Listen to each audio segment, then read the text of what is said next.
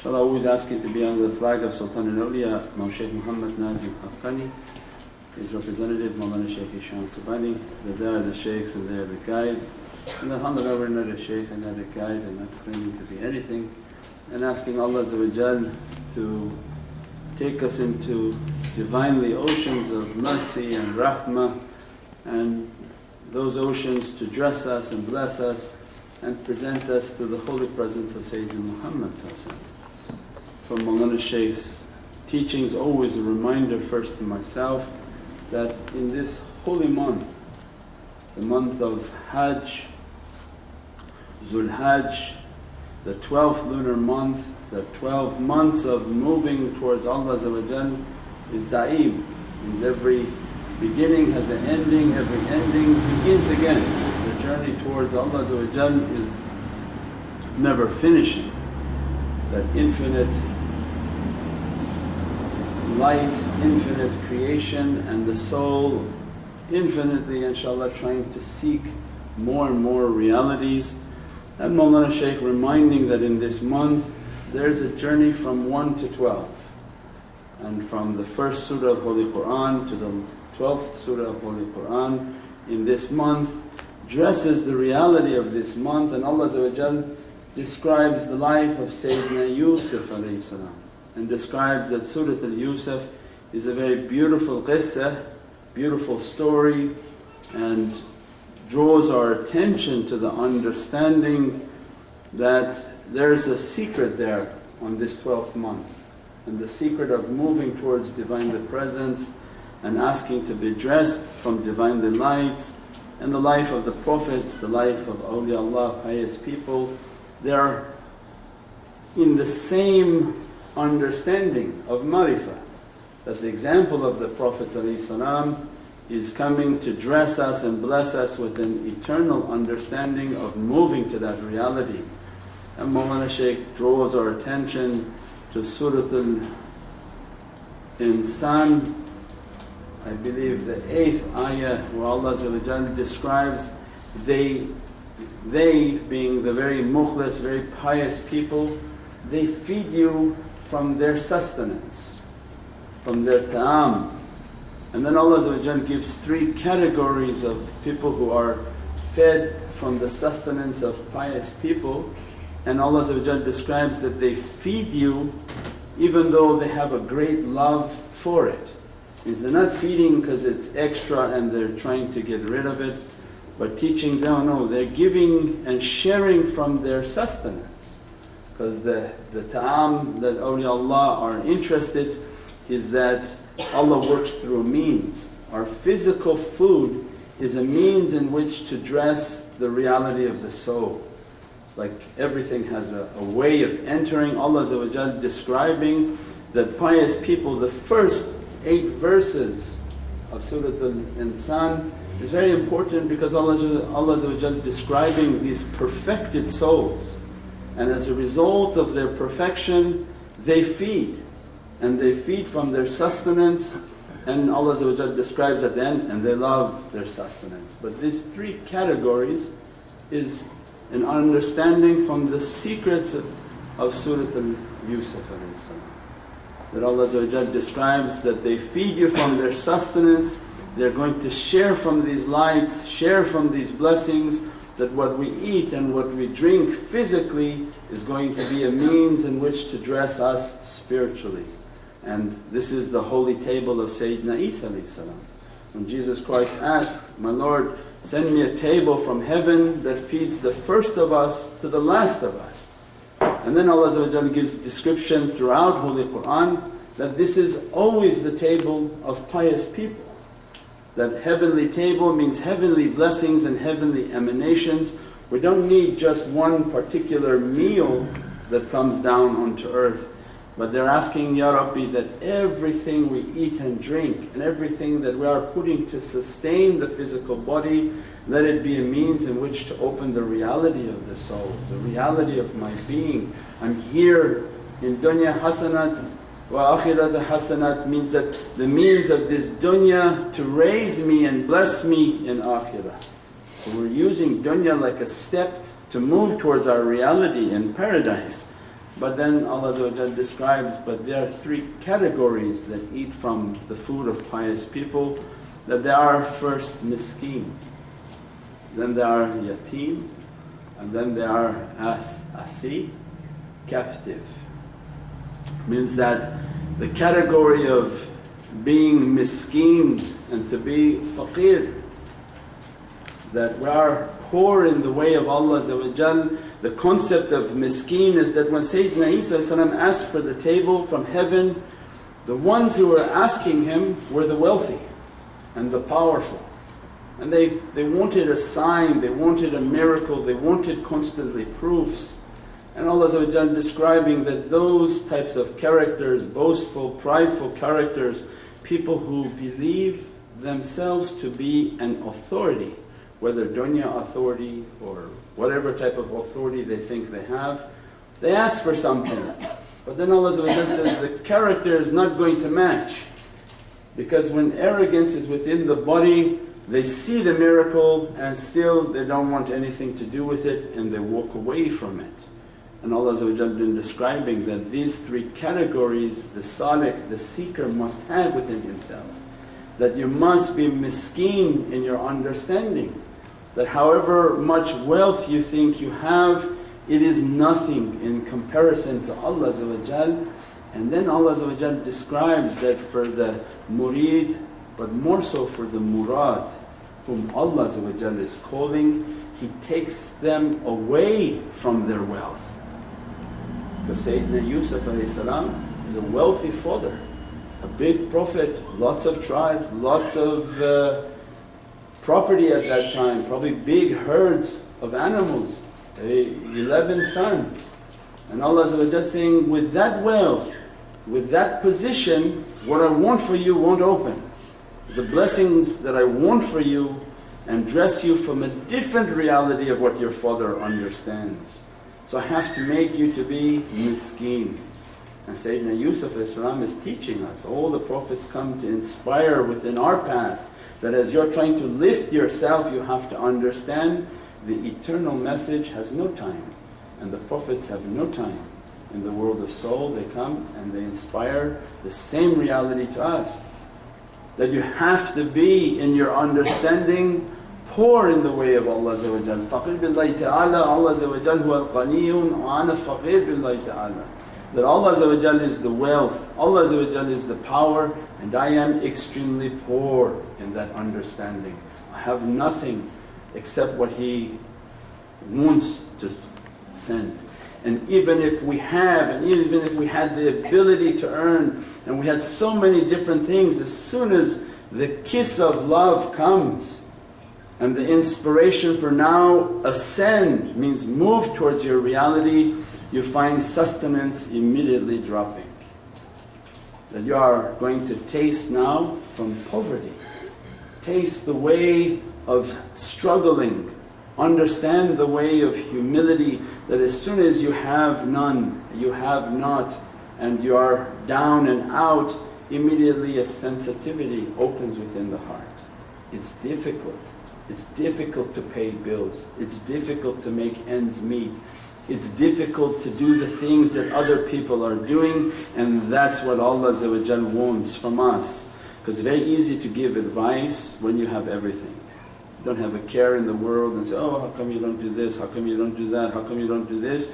Then Allah says, okay, let me load you up with a lot of debt, let me cut off your sustenance, and sit and see how difficult it is to make your ends meet. And it becomes the path of humility. Not the humility that we choose, where we act nice and bring people a cup of tea so people look and say, oh, what a nice guy. But the path of humiliation. Allah says, I'm going to humiliate you and bring you down. And every time I want, I bring you down, I bring you down, I bring you down, until you look at the master of the way, the Sultan al-Awliya. Now Shaykh Muhammad Haqqani must be the master of all humility. Every time you see him talking to someone, he's crying. And they're nobody. And he cries for them out of love and humility, thinking that what I'm going to bestow upon them, how I'm going to present them to Prophet and an example for us that no matter what you think you achieved, be like me and constantly weeping and crying, for at any moment Allah can take everything away. So then our path is based on being miskeen and admitting to ourselves, Ya Rabbi ana faqir, I'm poor, and whatever I think I have is really an illusion. And if you take it all away, I won't know what to do. I don't know how to feed myself, how to protect myself, how to defend myself, until we completely relying like Sayyidina Yusuf in a, what do you call the hole? In a well. Allah took from power and wealth and threw him into a, what do you call well? A potch, a hole, a ditch. Threw you into a ditch from everything that you came from. Little poor boy sitting now in the well and reminding to us that no matter how sad you get through your struggles and your difficulties, you're not like me. Allah loved me, gave me prophecy, gave me beauty, but started my path by throwing me into a ditch. And not only when he went into the ditch, they say he damaged his knees, they threw him in. And he went in with pain and suffering. And then Allah says that when you understand to be miskeen, that don't complain if sustenance becomes tight and difficulties come. Allah wants to bring out the perfection of character. The reason they teach these understandings, because we take a path wanting or not wanting, we may be thrown onto the path and then constantly complaining, why is like this, why is like this, why is like this? So they begin to teach Allah's formula, that when Allah loves you and Allah wants to raise you, He has to open your eyes and heart and your sincerity, and you have to be hungry like other people. You have to have the ability of having no job, no money, no ability to pay your expenses, so that when somebody later comes and asks you that they're having difficulty, you know what that felt like. You know struggle, you know difficulty. So then Allah says, then you are now miskeen, and you are moving closer now to sit at the table of these pious people who are going to share from their sustenance. And when you are really miskeen, everything in your eye is amazing. But when you are arrogant, you look at everything and say, what the heck is that? I don't want to do that, I don't want to eat that, I don't want to drink that, I don't want this is not the flavor I like, this is not the style I like, this is not the brand I like. And Mawlana says, then you're like a wild cat. Give me you for 3 days, I lock you in a room and starve you. And that cat comes out after 3 days very happy for whatever you give him. Means there's a tarbiyah and an etiquette on how to train the self. When the eyes are so arrogant and the character so arrogant, it doesn't see Allah's ni'mat in anything. And Allah says, no, we have to wipe that away. It has to be faqir, miskeen, that whatever put in front of you, alhamdulillah, because I can take it away in an instant. Then Divine Allah says, now you are moving closer. Then you have to become yatim, cut off from all connections, cut off from all family, from all relatives, because everyone is a shaykh. The one who tells you you don't need a shaykh is the biggest shaykh, because he's saying that you don't need anything but me. This is the oxymoron of life. The one who comes and tells you, you don't need this, he is giving advice in the understanding of you don't need anything. The one who says you don't need religion is the religion of not needing anything. Means that everyone has an opinion, everyone going to put their 2 cents into the path, and the path becomes like kale pacha. What do you have in Urdu for kale pacha? With the soup that has everything in it. It has the eyes, the tongue, the balls, the ears, has everything in this bowl, and you don't know what the heck is in this soup. This is not what Allah wants. Allah says, no, I'm going to make you to be yatim. I'm going to isolate you from everyone. Where you find one day you have no friends, and the phone doesn't call and the phone doesn't ring. and anybody that you went after to talk to, no longer interested in talking to you. And Sayyidina Yusuf has a big Prophet as a father, and the Prophet all his life thinking, I'm going to raise this beautiful son and teach him prophecy. And Allah says, no, I have a different plan. I'm going to raise your son and I'm going to teach him prophecy. And his understanding going to be different than yours. If you teach him, he's going to have one reality, but if I teach him, he's going to have different reality. And Sayyidina Yaqub had a difficult time with that understanding and crying. And that's why at the end Sayyidina Yusuf came and said, Ya Abi, why are you crying? Means you know I'm on a path, you know that Allah has plans for me, and you know that I have to obey, ati Allah, ati Rasul, ulul amri minkum.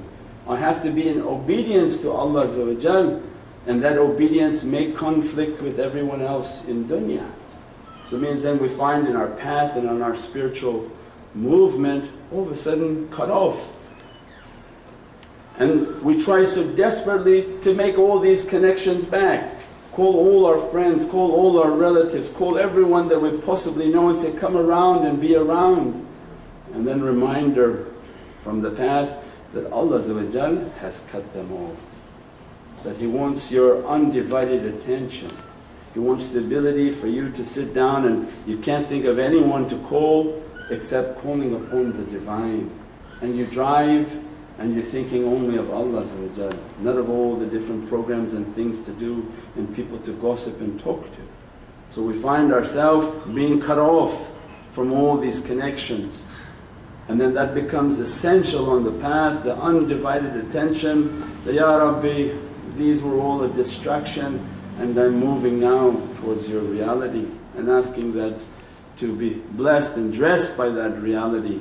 And then Allah once we have that attention with the Divine, begins to inspire within us that I will send you out of that hole. I will send somebody to come and to take you from that hole whom I want to guide you. Not whom you thought was going to guide you or how you were going to guide yourself. And that's why when Sayyidina Yusuf is in the well, some caravan passed by and took him out. They said, perchance he may bring some good luck for us.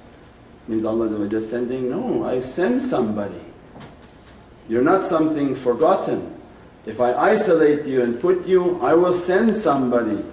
And that somebody will come to guide you, and that's why they say that you don't choose the Shaykh, but the Shaykh chooses you.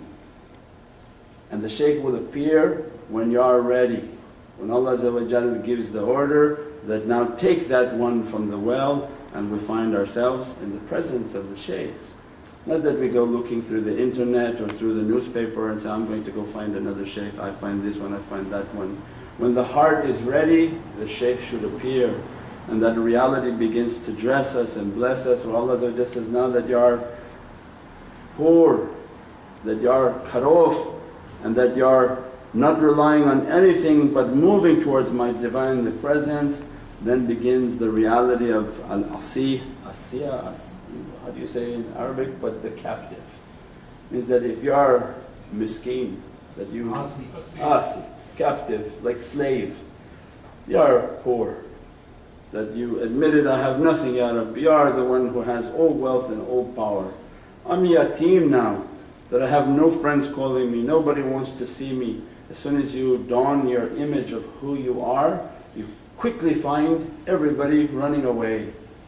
As long as you want to show your identity and your love, people not interested, and you find yourself nicely isolated with your colourful hat and your furry beard and by yourself. And Allah said, this is the way I like it.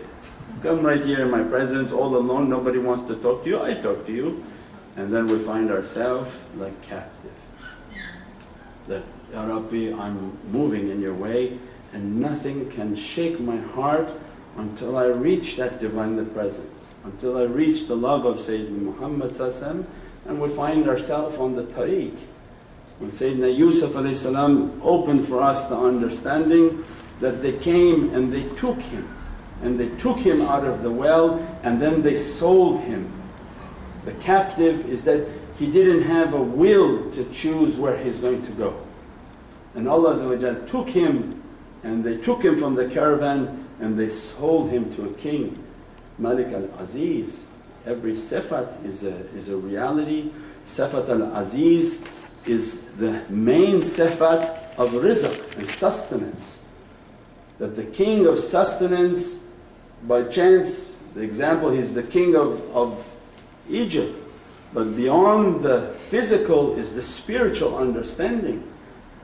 That you didn't have a will and we took you out. I send the guide that's necessary, that guide takes you out and he's going to sell you to who you really belong to. So then you lose all your free will and you begin to realize it was not my cleverness that opened all this, but I'm trying to learn the concept of submitting. As much as I submit, as much as I submit, as much as I'm trying to enter the ocean of taslim, then Allah says, now we're beginning to understand what ibadullah, that you are my servant. Lose your will and your desire, lose what you want and come into the oceans of what I want. And then Mawlana Shaykh teaching us then in this holy month, as much as we can understand these three concepts in tariqah, that to lower ourselves to be nothing, to understand when we don't need all of the distractions, what we call in life pruning. Many things be cut from us. Said one time somebody came into tariqah, says, yeah Shaykh, I don't know about you guys, but as soon as I joined you guys, I lost my job, I lost my car, my wife left me, everything fell apart. I said, well that's not that bad, Allah can send it back, don't worry. I mean some things maybe were a distraction in your life, Allah trimmed the tree because it doesn't fully blossom with too many shachs, too many branches. You have to cut it, trim it, and then the branches that are there will bear tremendous fruits and strong firm tree. So many times in our life we come on the tariq and the trimming begins. All the things that were a distraction in our lives, they begin to go. All the friends that were a distraction begin to go, and we find ourselves isolated. As much as we find ourselves isolated, we find ourselves in bondage and captive to Allah. But the love is growing and we are submitting. The more we're submitting, the more we're feeling that I'm asking Ya Rabbi to be your servant. I'm asking Ya Rabbi, what is your will for me, not my will. And then on a daily basis, Mawlana Shaykh teaching every day, what can I do for you Ya Rabbi? Instead of people always coming and asking what Allah going to do for them, we turn around and ask, Ya Rabbi, what can I do for you today? What can I do for the greatness of Sayyidina Muhammad today? What can I do to be of service to your creation today? And then Allah says, now you are sitting at that table. With these three characteristics, we are sitting at that table eating from the sustenance of Divinely souls. And Allah describes they love their sustenance, but they're sharing it so that we can be raised. But then you find only those characteristics of people are willing to sit at that table. Most look and say, no, not for me. And they walk out of the association and walk away from the table. We pray that Allah open our hearts more and more, and we take a path of humility, understand that we are nothing and poor, and that yatim, and that Allah take us as a servant, as an abd, into Divinely presence inshaAllah. Subhana rabbika rabbil izzati amma yasifoon wa salaamun ala al-mursaleen walhamdulillahi rabbil alameen bi hurmati Muhammad al-Mustafa bi sirri Surah al-Fatiha.